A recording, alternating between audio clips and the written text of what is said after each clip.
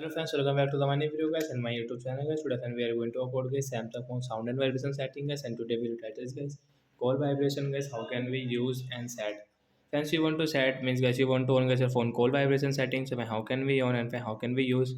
Today friends, I will show you. I will tell you guys. So before starting video, friend, first of all go and subscribe the channel guys. Click the bell icon, like the video. So guys, open your phone setting. After on phone settings, click on phone sound and vibration setting guys. Tap here. So we will scroll it. Friends, you can see phone call vibration setting is tap here. So friends, you want to set any call vibration setting is like short, medium, basic per call guys. You can see heartbeat, this. So friends, call vibration guys, you can check short, medium. So like that guys, we can set guys call vibration setting. So like that guys, you can set guys your call vibration guys. So when you will use, as you can see call vibration setting, heartbeat.